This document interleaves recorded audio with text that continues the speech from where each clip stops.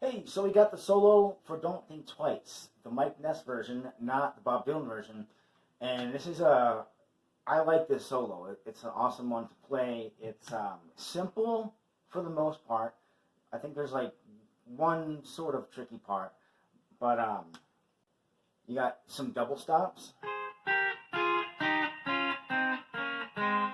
some country bends,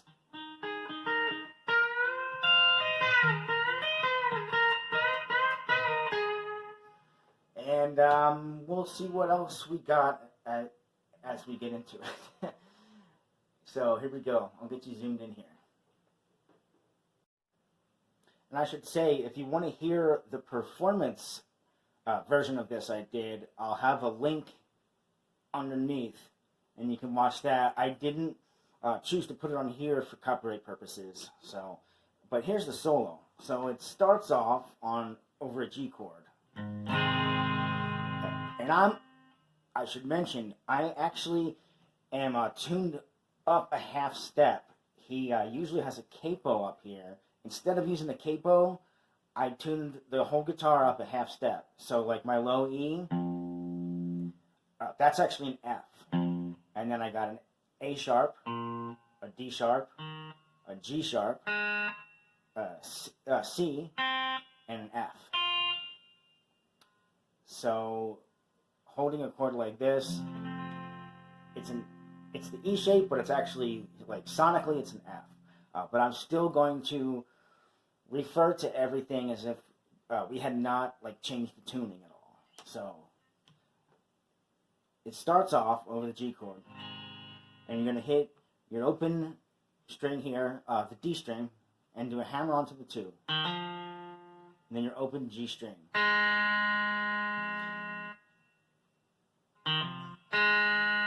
And then fret 2 of the G string, and you do a big bend, and then your open E.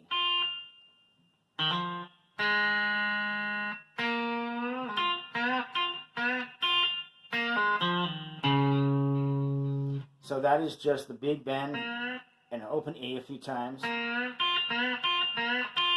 And then 2 open, 2 open,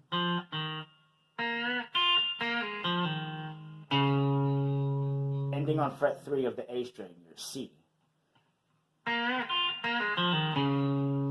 you're going to slide up to fret 5, and you're going to strike the A string and the D string at the same time while holding fret 5 down for both strings, and then you're going to hammer on fret 7 of the A string. So, and then still holding down fret 5, holding down fret 5 of the G string as well, striking the D and G string, same hammer on, and then you go up here and do the same thing. So you're going to hammer on 7 up to 9, and then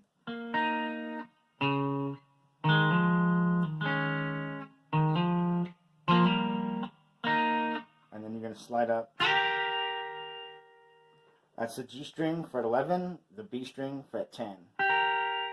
Then you get into some double stops here, which you're really just going straight down a G major scale, but you're harmonizing in thirds. So it's going to be on the G string and the B string for this whole section is going to be fret 12,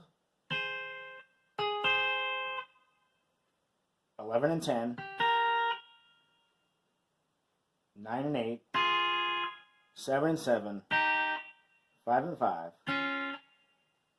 right down here, 4 and 3, 2 and 1, and then open. So it'll sound like this.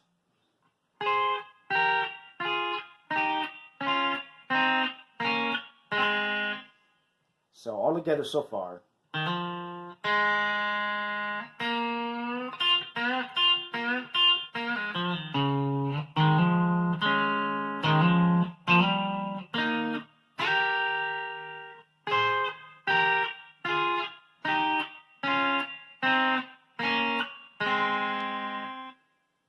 Now the next part is over a C chord, and you're doing.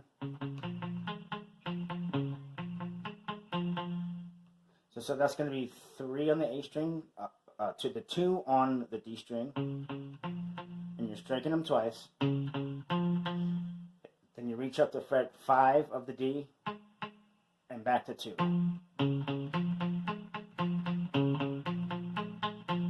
when you go to the D chord, you go up to the D here, and that's going to be fret 5 of the A, and then you go back 1 to the D string.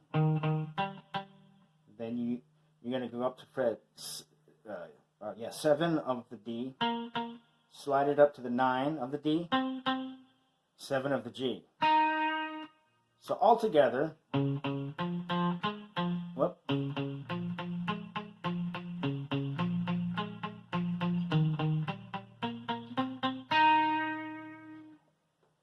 And those are palm muted too.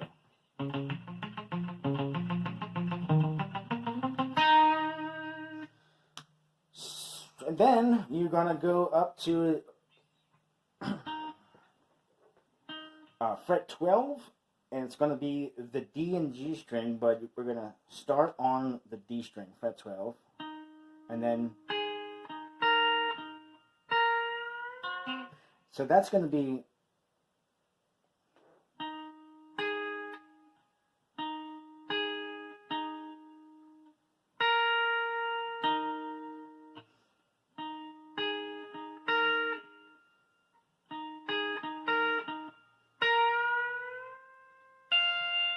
so that's a whole bend on the G string at fret 14. And then you're going to hit the high E there up at fret 12 on the E string.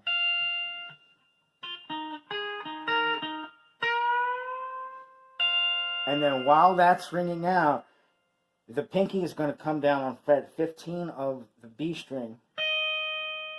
Strike that, and then strike the G again. And you let the bend down.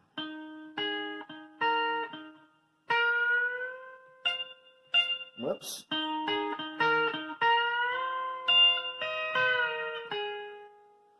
And when you let it down, you end on the 12th of the G string. So this is the tricky part. It may take you a while to get it. I had to work at it myself because it's hard to get it like real clean and sound good. And that's only half of it.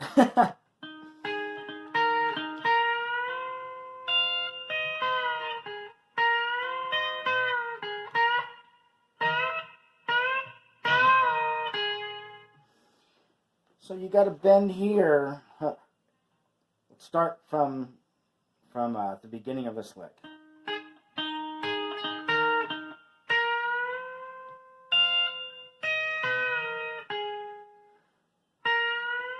Whole bend, then fret 15 of the B, and these are like ringing together.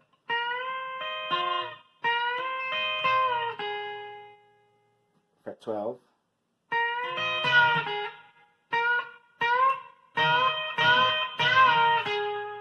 That part where right here, you're going to have to use some extra fingers here to help you do that whole bend while holding the B at 15, and that's going to not have a bend on fret 15 of the B string. That has to stay put while this one is doing a whole bend. And that's 3 big bends, so I'll do it all together slowly.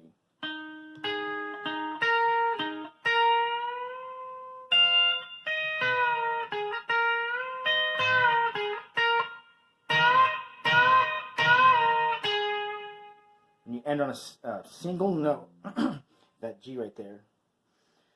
So after that, you're going to slide down to, I use my second finger on fret 7 of the G, and I think it comes in on the, third beat. So let me see.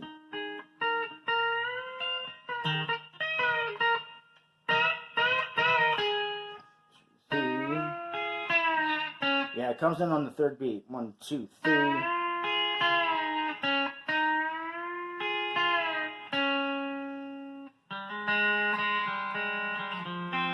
So that is going to be a whole bend on fret 7 of the G string, fret 8 of the B string, and then you lower it down as everything is ringing together. And then fret 5 of the G, and then you do it again. And this time it's a slower bend. Well, I should say it's like more gradual. So that'll sound.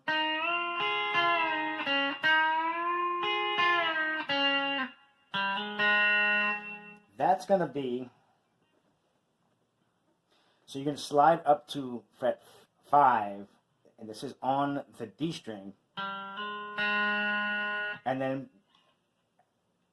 so as you sound that 5th fret, so that's a G note, and then afterwards you're going to hit the G string. So you got the 2 G's running together. Strike the G again, and then you head a half step down. So you get some dissonance there. Fret 2, and then you hit the B string, and then fret 2 again, and open. So it'll sound like this. 1, 2.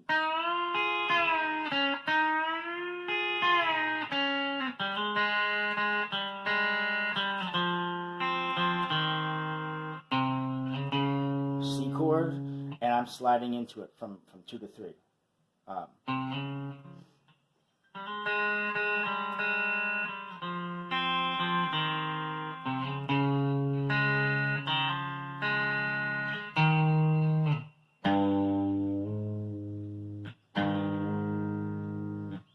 Up that bend there. so you're like really just holding the C chord.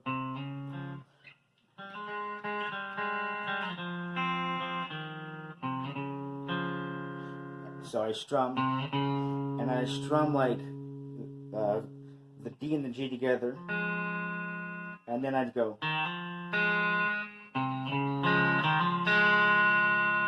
And that's just on the D string, it's going to go open to 2. And then that's fret 5 of the A. And then your F sharp there, you give it a half step of a bend up to the G. And what sounds, I think, really good too, is if you still have some of the open strings that are like still going, like say you have some of these and you hit the F sharp, you bend that into a G chord. And what I do on that, I don't know if it's exactly like that on the recording, but I think it sounds good, so I do it. So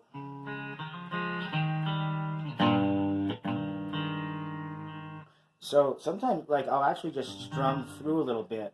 The A string is muted from this finger here, but I'll strum across like 3 strings, and I'll bend it up.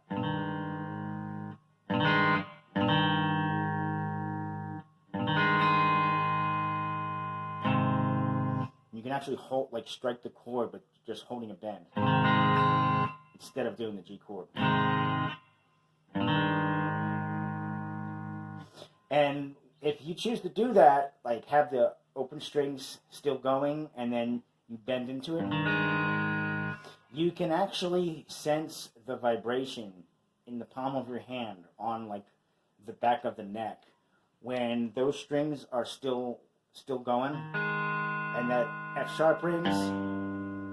The back of the neck is like vibrating, and when you do the bend and you get it into like the right pitch, the vibration goes away. So you can actually like sense in your hand for like when the bend is where it's supposed to be.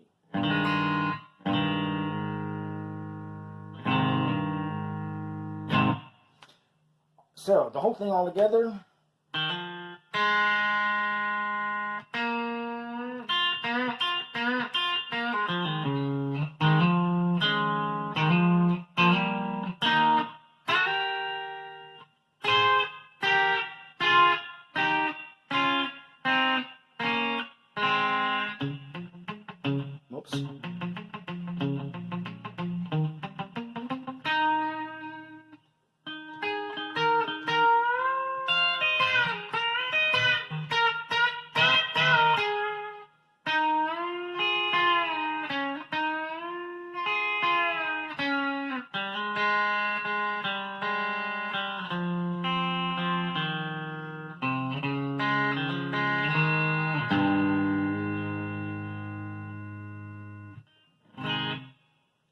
that's it. Enjoy, have fun, and you should work on this part, because I sure had to. I mean, if you can get that down, it'll open up like whole new like other things for you. That's a good choice of words. Whole new other things. Yeah, but it's awesome to play. I love this solo. Have fun with it. See you guys.